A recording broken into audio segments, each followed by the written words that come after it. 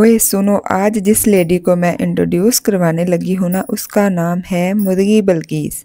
हाँ जी, मोहल्ले की सबसे एटीट्यूड वाली प्रिंसेस मुर्गी बल्कीस। एक खूबसूरत चमकता जंगल था जहां हर चीज एक पुरसुकून और खामोश तवाज़न में थी। जंगल में रहने वाला चूजा चुनू सबसे छोटा और शर्मीला था। वो शोर से दूर रहकर सब कुछ खामोशी से देखता था। चुनू के पास एक छोटी सी खुफिया डायरी थी जिसमें वो जंगल के खामोश राज और फितरत के कवानीन लिखता था। दूसरी तरफ मुर्गी बल्कीस जंगल की सबसे ऊंची आवाज वाली और शोख लीडर थी। वो हर चीज को शोर और दबाव से हल करती थी। बल्कीस ने ऐलान कर रखा था कि सिर्फ ऊंची आवाज में बोलने वाले ही जंगल में अहमियत रखते हैं। चुरू का दिल खौफ से भर जाता क्योंकि वो कभी ऊंची आवाज में बात नहीं कर सकता था।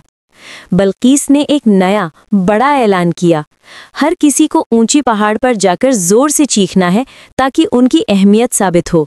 बल्कीस ने कहा, जो ज्यादा शोर मचाएगा वही सबसे ज्यादा ताकतवर होगा और इनाम पाएगा। ये खालिस समाजी दबाव था। चुनू ने अपनी खुफिया डायरी खोली और नोट किया, ये पहाड़ खामोश ताकत का सुतून है, शोर इसे तोड़ देगा। बल्कीस ने इस बात पर भी दबाव डाला कि हर कोई उसके जैसे चमकदार परों वाले हार पहने। चुनू जानता था कि ये सिर्फ दबाव है और उसने अपने पीले सादा परों पर ही इक्तिफा किया। अगले दिन तमाम जानवर डरते डरते ऊंचे पहाड़ की तरफ बढ़े। उन सबके दिल खौफ और मुकाबलेबाजी से धड़क रहे थे। बल्कीस ने सबसे पहले अपनी सबसे बड़ी और सबसे बुलंद आवाज में एक चीख मारी जो दूर दूर तक गूंजी। इस शदीद शोर से पहाड़ में पहली छोटी दरार पड़ी जिसे किसी ने महसूस नहीं किया। उसके बाद एक एक करके हर किसी ने अपनी जोरदार आवाज में चीखना शुरू कर दिया, दबाव में आकर। चुनू सबसे आखिर में खड़ा था, खामोश और परेशान। वो जानता था कि मजीद शोर तबाही लाएगा। जब उसकी बारी आई तो बल्कीस ने तंजिया अंदाज में कहा, तुम तो आवाज ही नहीं निकाल सकते, यहाँ से जाओ। चुनू ने एक गहरा सांस लिया, अपना खौफ एक तरफ रखा और बल्कीस के सामने खड़ा हो गया। चुनू ने चीखने के बजाय अपनी डायरी निकाली और एक छोटा सा खामोश नोट हवा में लहराया। उस नोट पर लिखा था, असली ताकत शोर में नहीं, पहाड़ के सुकून में है, शोर मत मचाओ। बल्कीस हंसी और नोट फाड़ दिया, मगर चुनू की खामोश जुर्रत ने चंद जानवरों को सोचने पर मजबूर किया। बल्कीस ने कहा, तुम्हारी छोटी आवाज़ या नोट फजूल है, सिर्फ मेरा शोर ही अहमियत रखता है। ऐन उसी लम्हे पहाड़ में एक जोरदार गड़गड़ाहट हुई और एक बड़ी दरार पड़ गई। बल्कीस और दीगर जानवर खौफजदा हो गए। उनका तमाम शोर तबाही का बाइस बन रहा था। चुनू ने बगैर किसी शोर के अपनी डायरी का अगला सफ़ा बल्कीस को सामने खोला। उस सफ़े पर चुनू ने जंगल का एक पोशीदा कानून लिखा था, हर बुलंद चीख पहाड़ की बुनियाद का एक पत्थर हिटा देती है। बल्कीस ने गौर से देखा, मगर उसने अपने गुरूर और दबाव की वजह से मानने से इनकार कर दिया। चुनू ने अपनी थैली निकाली और उसमें से एक सफ़ेद चमकदार पत्थर दिखाया जो पहाड़ की चोटी से टूटा था। चुनू ने इशारा किया कि ये पत्थर वो खामोश राज था जिसे सिर्फ खामोश रहने वाले ही सुन सकते थे।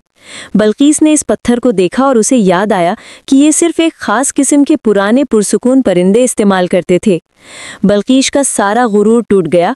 उसे एहसास हुआ कि उसका समाजी दबाव कितना खतरनाक था।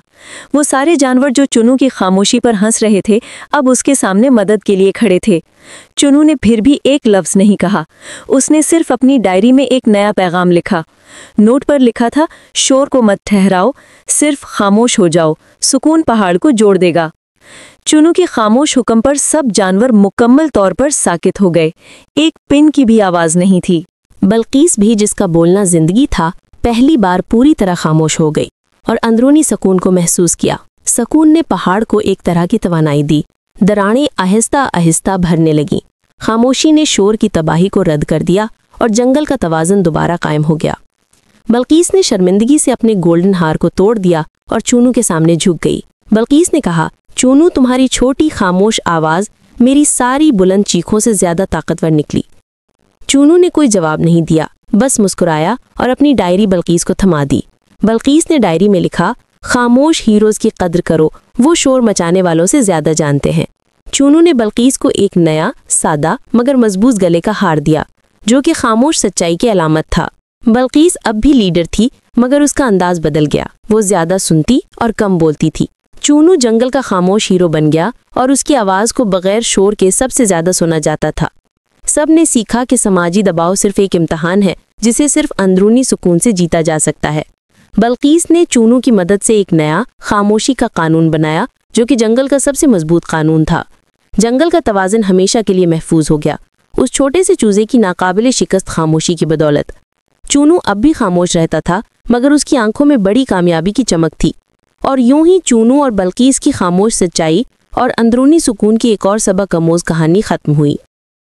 बस जी, ये थी आज की एंट्री मुर्गी बल्कीस की। अगली बार अगर इसका मूड बना तो एक और सीन दिखा दूंगी। स्टोरी अच्छी लगी तो चैनल को लाइक, सब्सक्राइब एंड शेयर करना ना भूलेगा। मिलते हैं एक और नई टकाटक स्टोरी के साथ। Good bye.